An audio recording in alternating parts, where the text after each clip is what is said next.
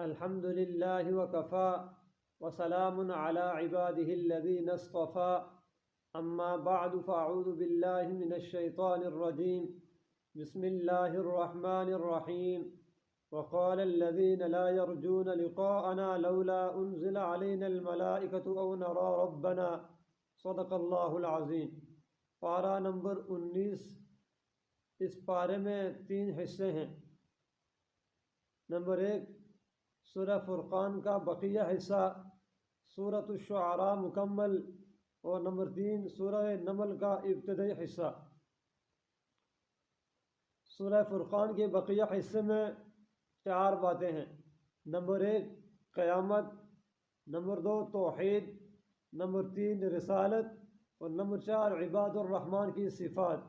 اس صورت میں یہ 4 باتیں یہاں بیان ہوئی ہیں، اور یہاں سب سے پہلے اللہ رب العزت نے قیامت کا تذکرہ فرمایا اور قیامت کو بیان فرمایا۔ نمبر 2 اللہ رب العزت نے توحید کا تذکرہ فرمایا، آسمان، زمین اور رات، دن کا خالق اللہ ہی ہے۔ نمبر 4 عباد الرحمن کی صفات۔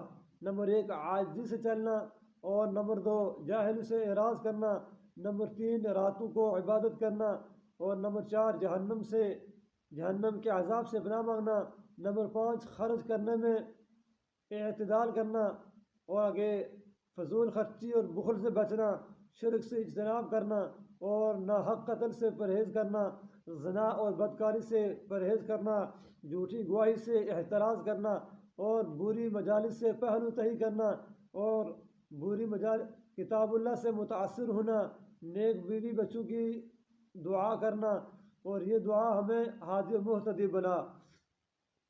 یہ اللہ رب العزت نے عباد الرحمن کی صفات بیان فرمائی ہیں۔ یہ اس صورت کا خلاصہ تھا۔ آگے سورہ شعراء میں 3 باتیں بیان ہوئی ہیں۔ نمبر 1 7 انبیاء کرام علیہم الصلاۃ والتسلیمات کے قصص، نمبر 2 قرآن مجید کی حقانیت، نمبر 3 شعراء کی مذمت اور ان کے پیچھے تو بے راہ لوگ چلتے ہیں۔ یہ اس صورت کا حصہ ہے۔ سورہ شعراء میں 7 انبیاء کرام علیہم الصلاۃ والتسلیمات کا تذکرہ اور ان کے واقعات بیان ہوئے ہیں۔